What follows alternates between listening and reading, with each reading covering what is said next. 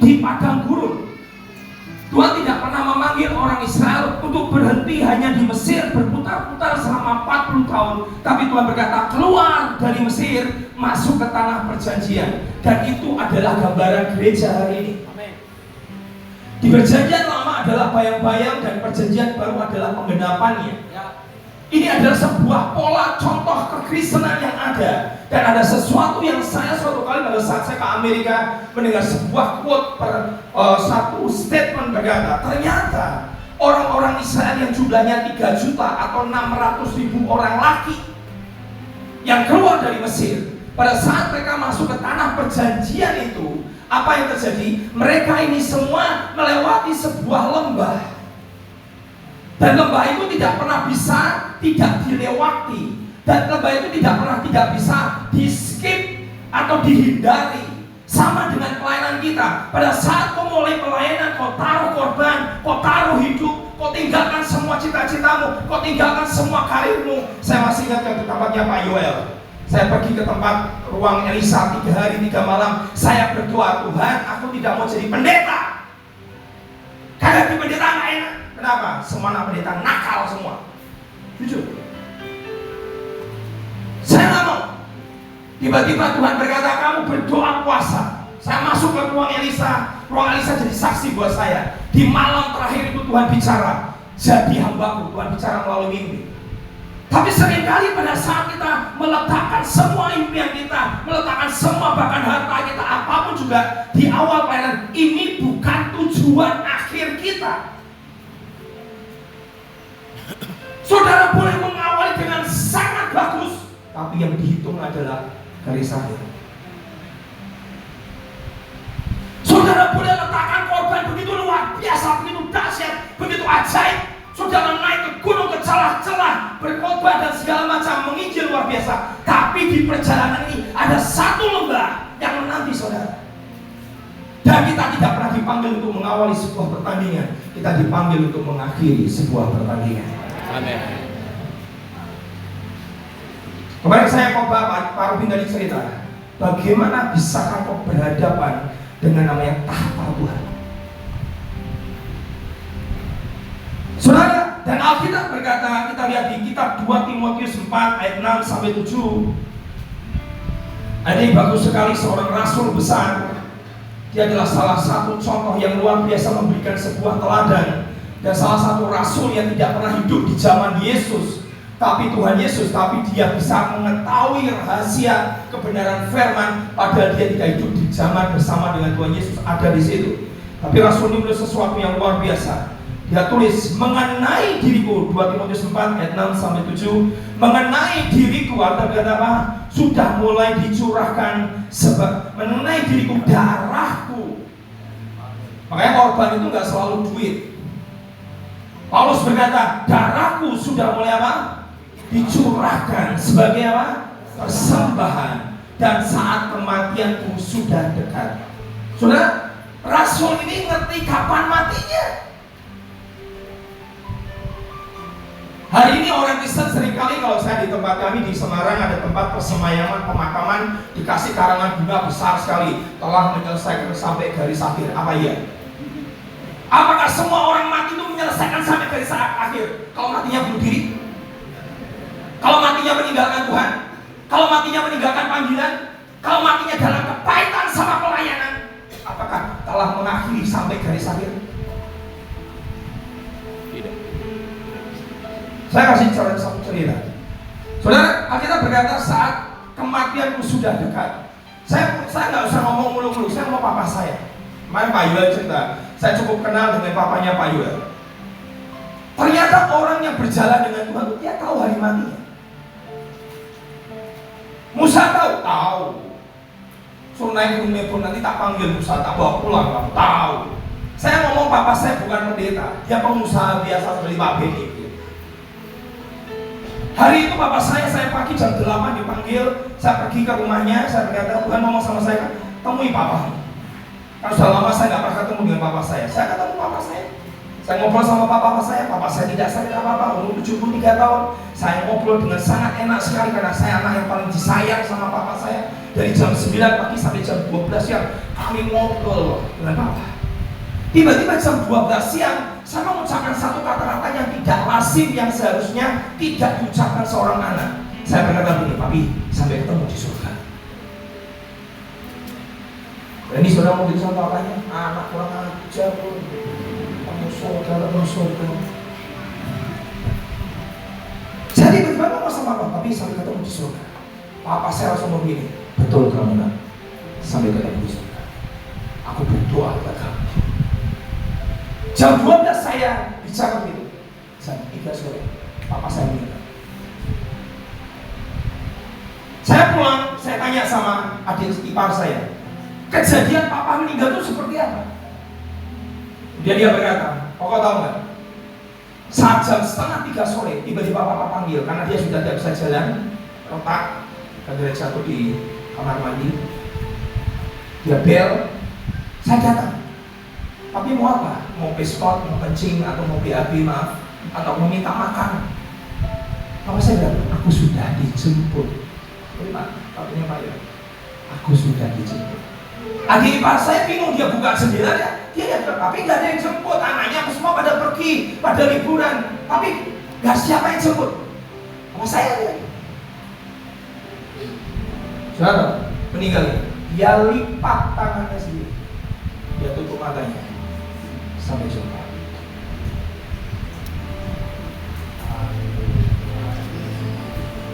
Sungguh berharga kematian orang yang dikasih. Amin. Kita berbicara, hidup bagi Kristus, mati adalah untuk. Ngerti kapan matinya? Paulus ngerti saat kematianku sudah dekat, belum mati. Tapi dia tahu kalau mau walk with God, jalan dengan Tuhan, bahkan hari mati pun Tuhan bisa beritahu. Contoh kedua, seorang hamba Tuhan sangat luar biasa bernama Kenneth E. Hagin, pengajar iman yang begitu luar biasa. Dia bisa ngomong Tuhan bicara dalam hidup berkata, nah nanti besok pagi jam 8 pagi breakfast aku panggil kamu pulang. Kemudian dia ngomong sama istrinya, Mami, besok jam 8 pagi Tuhan mau sebut aku pulang. Aku harus persiapan sampai ketemu, kita ketemu di surga. Jam 7 pagi mandi, pakai jas, pakai baju yang rapi, sudah siap-siap, duduk di meja bersama dengan istrinya, makan breakfast bersama.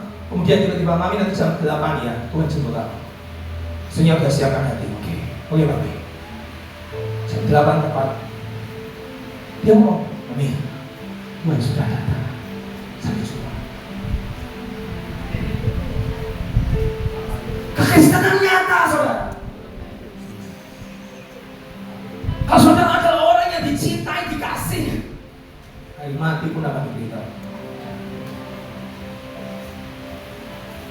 Tuhan Yesus, kematianku sudah dekat, penderitaan akan aku lewati, salib sudah menanti. Tuhan Yesus tidak pernah mati dibunuh. Tuhan Yesus menyerahkan nyawanya. Kalau Tuhan Yesus tidak pernah menyerahkan nyawa, gak bakal mati. Amin. Sebelum semuanya benar. Setiap kita punya panggilan yang Tuhan mau berkata, nah, engkau mau akhiri dengan apa? Kau mau akhiri dengan kecewa? Kau akhiri dengan kemarahan?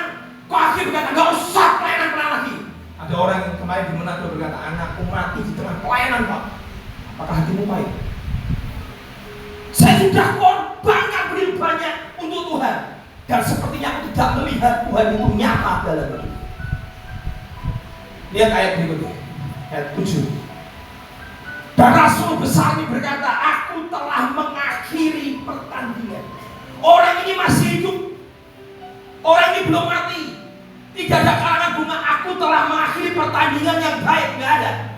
Tapi orang bernama Rasul Paulus berkata, aku telah mengakhiri pertandingan, padahal masih hidup. Tuhan Yesus hanya butuh 3,5 tahun dan berkata, it is finished. Selesai. Saya mau menghadap Tuhan, dan Tuhan berkata, well done son, hambaku yang baik dan setia, kau menyelesaikan tugas. Dan Rasul ini berkata, aku telah mengakhiri, bukan sudah dan masih hidup. Bukan di tempat makam, bukan di kuburan, masih hidup. Aku telah mengakhiri pertandingan dengan baik. Dan apa? Aku mencapai garis akhir. Dan aku telah apa? Banyak orang Kristen tidak memelihara imannya. Anaknya mati dalam pelayanan, kecewa. Engkau ditinggal, engkau ditikam oleh Yudas, kau kecewa. Orang-orang yang sangat membantu engkau menikam dari belakang, kau kecewa. Kau tidak jaga imanmu, kau kehilangan istrimu, kau kehilangan anakmu, kau kehilangan segalanya, kau menjadi kecewa. Apakah engkau memelihara iman? Rasul besar benar, aku mengakhiri pertandingan dengan baik dan aku I kept my faith. Aku memelihara dan menjaga imanku. Setan gak urusan dengan namanya ketenaran, saudara. Dia cuma ingin satu, dia mau tumbangkan iman. Dia mau hancurkan imanmu. Rasa dulu kau pertama kali mengawali sebuah pelayanan, pada saat kau kata apapun demi Yesus, aku letakkan, kata-kata itu akan keluar dan hilang dari mulutmu. Di ujung berkata, dosa Yesus, Yesus lagi. Saya berikan satu contoh suara pembantu. Tolong keluarkan gambarnya Charles Templeton. Hamba Tuhan ini, tolong gambarnya. Sudah saya beri Pak, bisa? Ada? Ada? Bukan satu. Charles Templeton. Hamba Tuhan ini adalah sekelas Billy Graham. Dipakai di zaman itu adalah hamba Tuhan yang dipakai dalam healing luar biasa. Billy Graham kota pertobatan, hamba Tuhan ini dalam bentuk healing. Disebut namanya duet maut. Seperti orang Indonesia, ini dangdut raja, dangdut maut. Kalau duet hebat. Setiap kali khotbah sampai keliling Kanada, Australia, ke Amerika hampir 6 bulan. Kakak, pertobatan healing. Betul. Hamba Tuhan ini dia berkata, wow, tidak ada yang dahsyat daripada penginjil kami berdua. Sampai orang Amerika berkata, duet yang dahsyat. Nah, dia ngawali sebuah pertandingan. Tapi apa yang terjadi? Tiba-tiba dia tidak menyadari ada sebuah lembah yang tadi saya belum ceritakan, yang sedang menanti pada saat kau keluar dari Mesir, kau mengawali perjalananmu dengan Tuhan. Ada satu area yang di sini yang orang tidak pernah tahu apa ini Pak areanya. The Valley of Weeping, lembah kematian, lembah bayang-bayang maut, dan kau harus lewati. Dan banyak hamba Tuhan tumbang di sini. Banyak hamba Tuhan tidak bisa meneruskan perjalanan di sini. Padahal tujuanmu bukan di awal, tujuanmu adalah di akhir. Tuhan Yesus berkata, datanglah, lewati jalan, jangan berhenti. Benar. Sesulit apapun, jangan berhenti. Amin. Hamba Tuhan ini melewati, dia tidak tahu ada sebuah lembah. Yang kitab Korah menuliskan di kitab Mazmur pasal 84, baca sama-sama Mazmur 84.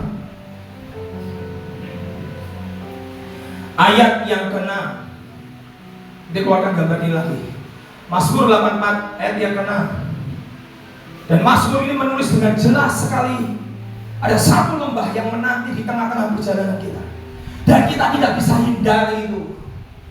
Dan itu lembah namanya lembah baka, lembah bayang-bayang maut, lembah neraka. Dan seorang penulis lagu terkenal bernama Roy Conley berkata, if you going through hell, kalau mau melewati neraka, jangan berhenti terus. Jangan berhenti terus. Pak, saya sudah tidak bisa terbang seperti di zaman aku mengawali sebuah pelayanan. Hebat Pak. Lari. Dia berlari dan tidak menjadi lesu. Dia akan berjalan dan menjadi lemah. Amin. Orang yang menanti-nantikan Tuhan di tempat itu, Tuhan saudara, jangan pernah berhenti. Kau berkata, aku gak bisa terbang Pak. Lari. Aku gak bisa lari Pak. Jalan. Aku gak bisa jalan Pak. Merangkak. Aku gak bisa merangkak Pak. Ngesot. Tarik badanmu, jangan berhenti. Haleluya. Lembah ini memakan korban terlalu banyak. Di padang gurun ada satu lembah, lembah baka. Di situ cuma ada ular, kalajengking, dan kematian. Daud pernah berkata, sekalipun aku melewati apa? Lembah bayang-bayang maut, gada dan tongkatmu menyertai aku. Tuhan tidak pernah menghindarkan Daud dari bayang-bayang maut. Di tempat itu dia dinanti di sana, dan hamba Tuhan ini Charles Stapleton, apa yang terjadi? Ambil kita baca dulu. Mazmur 84 ini bukan Mazmur Daud, ini Mazmur Korah. Saya shock waktu baca ini Mazmurnya siapa ini, bagus sekali. Dan kata apabila melintasi lembah baka, lembah apa? Kematian. Lembah apa? Air mata. Dan kata apa? Mereka membuatnya menjadi tempat bermata air. Siapa Korah? Korah adalah anak daripada Bani Korah. Di kitab Bilangan pernah menulis ada seorang bernama Bani Korah. Dia melawan Musa dengan Datan dan Abiram dengan 250 para pemimpin. Dan Korah berkata kepada Musa, memangnya Tuhan pilih kamu sebagai pemimpin, Tuhan juga pilih kami sebagai pemimpin. Dan Musa berlutut di depan Tuhan. Bapak Ibu dengar baik-baik. Kalau ada yang memberontak kepada hidupmu, pakai lututmu. Hadapkan Tuhan. Dan Musa berlutut menghadap Tuhan. Tuhan, Kau yang pilih aku. Korah marah. Dan hari itu apa yang terjadi? Tuhan berkata kepada Musa, singkirkan dirimu dari kemah Korah. Jangan sentuh tendanya, jangan sentuh perangkatnya, jangan sentuh apa yang dalam dirinya. Dan apa yang terjadi? Kalau dia matinya wajar, aku tidak pernah panggil kau sebagai seorang pemimpin Musa. Tapi kalau dia matinya ditelan bumi, lihat ya, kalau dia matinya ditelan bumi, aku adalah Tuhan yang panggil kamu. Saudara tahu? Tiba-tiba Musa berdiri di depan semua orang Israel. Korah, Datan dan Abiram, dan semua orang Israel yang berpihak padaku, jangan kena sentuh kepada kemah. Tuhan akan menunjukkan siapa menjadi pemimpin. Dan tiba-tiba dibuka, bumi digerak, Datan, Abiram, Korah mati masuk di dalamnya. Dan tiba-tiba ayat ini turun. Lihat Bilangan. Saya harus tunjukkan ayat ini. Bilangan. Kalau mau ada Bilangan. Pasal 26 ayat 11. Bilangan 26 ayat 11. Di lembah ini, lembah baka, lembah kematian, ada seorang anak Korah menulis sebuah mazmur dengan hati yang hancur. Lihat baik-baik. Kalau saya baca ayat yang ke-10, ayat yang ke-9 menjelaskan semua. Saya hanya kutip satu ayat. Baca sama-sama, 3, 4. Tetapi anak-anak Korah tidaklah. Dia lihat apa namanya mati di telan bumi.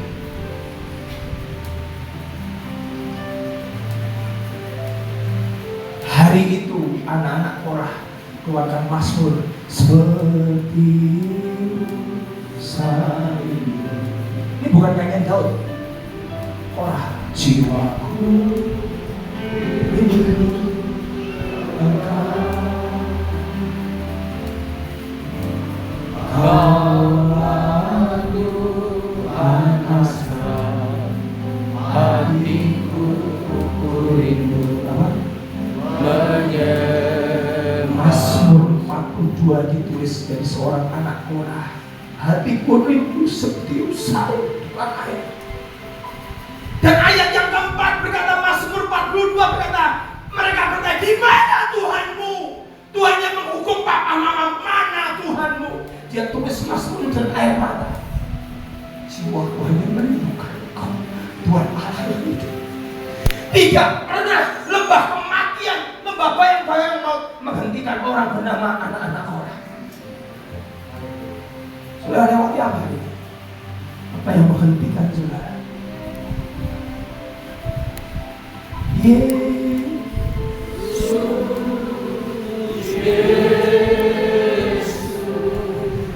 Kau berarti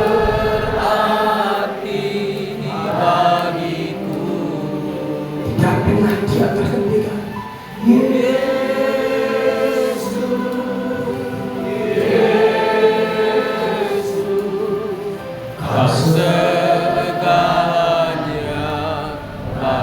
Motivasinya bukan lagi ketenaran, jumlah jemaat, jumlah jiwa.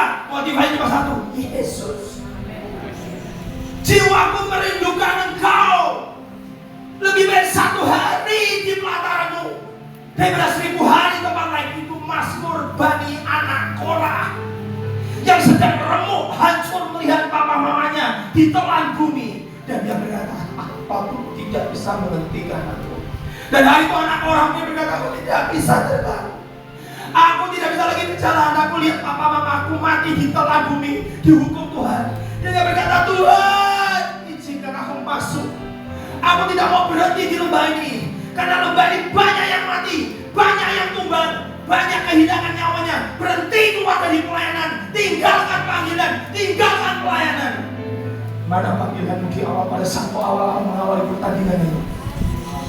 Dia tidak pernah panggil saudara, hanya berhenti di sampai di lembah ini. Dia tunggu di tempatnya berkata, Tuhan Yesus kata, datang, datanglah, seret badanmu. Saya selalu mengingatkan 7 kali orang benar jatuh, bangun lagi. Amin. Haleluya.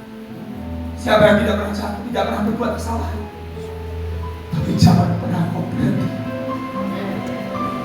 Nasihat di tempat ini cuma satu, don't quit. Jangan keluar dari panggilanmu, jangan keluar dari tempat callingmu. Di mana Tuhan panggil kau, seret badan. Haleluya.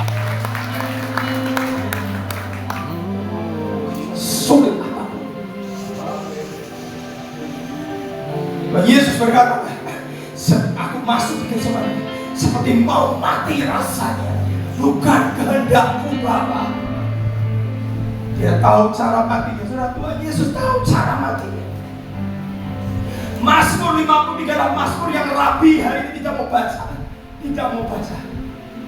Rabi-rabi yang masih menunggu Mesias, dia tidak mau baca Mazmur, bukan Mazmur, Yesaya 53. Itu adalah nubuatan tentang Mesias.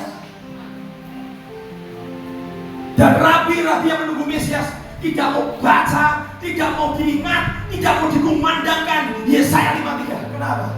Karena dia dihancurkan, dia ditindas seperti tulah, dia dihina, dihindari orang yang penuh kesengsaraan, yang biasa menderita kesakitan, yang sangat dihina. Orang menutup mukanya terhadap dia, bahkan pun dia tidak masuk hitungan. Tuhanmu tidak masuk hitungan. Dia diperhitungkan dari para penjahat. Ya Tuhan, apaku kalau perencawan ini lalu.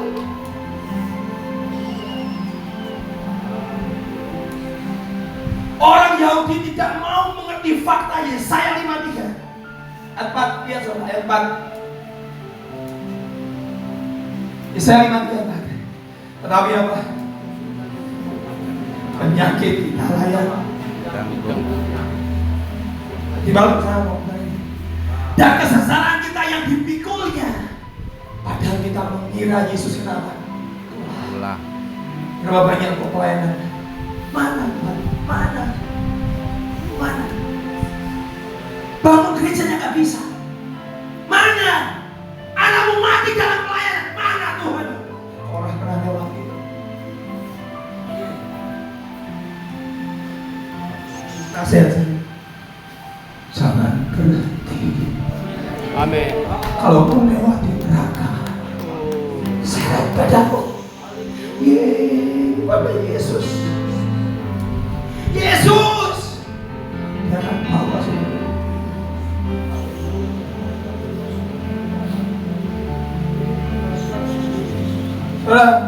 Lembah ini tidak bisa dihindari. Pak Robi masuk. Banyak pelayan Tuhan tumbang di sini. Tumbang. Charles Stapleton kalau ada yang tadi. Di tengah KKR besar bersama Billy Graham mengakhiri dengan kuat umur 89. Satu-satunya pendeta yang ditaruh di White House istana negara hanya Billy Graham. Sampai berbulan-bulan itu dikelilingkan Amerika. Presiden Putin hormat kepada Billy Graham. Tapi sahabatnya bernama Charles Stapleton, dia tulis satu buku, dan buku itu berkata, farewell to God. Selamat jalan Tuhan. Selamat jalan, selamat tinggal. Kenapa? Lembah ini menunggu bangunannya. Yang kecewa, dia berdoa untuk orang sakit selalu sembuh. Tiba-tiba dia berdoa untuk istrinya, dan istrinya tetap mati. Dia kecewa. Mana? Untuk orang lain aku doakan sembuh, tapi untuk istriku sendiri tidak sembuh. Kamu bukan Tuhan. Tapi malah saudara pikir saya ketakutan? Tidak. Yang nyembuhkan bukan saya. Sembuh gak sembuh itu urusan Tuhan. Saya hanya lakukan firman Tuhan. Haleluya. Saya hanya berdiri di atas otoritas sebagai orang besar. Dan orang ini marah, Tuhan, mana janjimu? Kenapa istrimu mati? Istri yang sangat aku cintai mati dan tidak disembuhkan. Dia belajar teologi liberal. Dia mulai mempertanyakan Alkitab. Dan dia bertanya kepada Billy Graham, Billy, aku mau tanya, apakah betul firman itu adalah iya dan amin, betul-betul tulisan dari saudara? Kalau saudara sudah mempertanyakan Alkitab, saudara perlu dipertanyakan hatimu. Karena Alkitab tidak pernah salah. Dan Charles ini mengajukan beberapa pertanyaan, dan Billy Graham yang muda tidak bisa menjawab.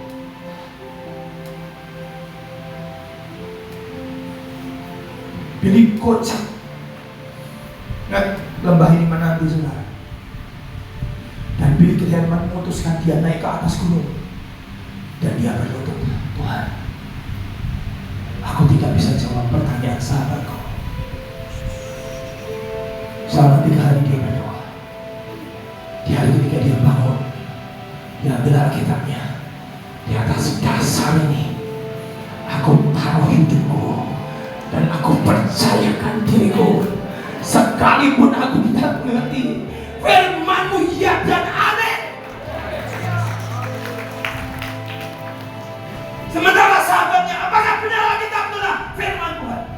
Hari ini dia mati, dia tulis buku, dan dia menyesal dia tinggalkan Tuhan.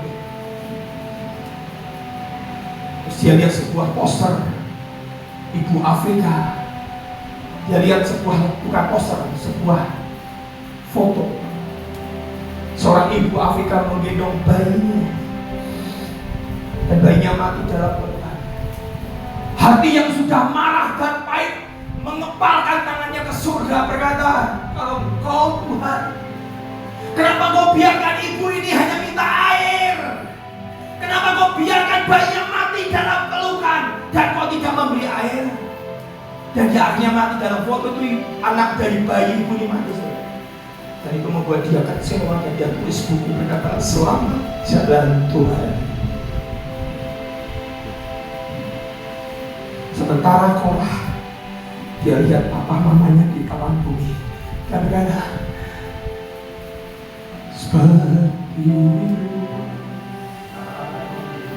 dia berkata, Tuhan, hatiku gundah gulana.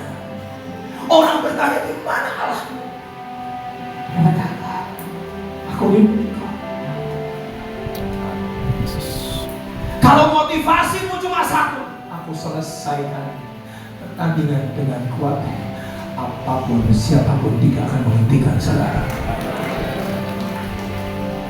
Kadang-kadang kau katakan, Yesus, Yesus, Yesus.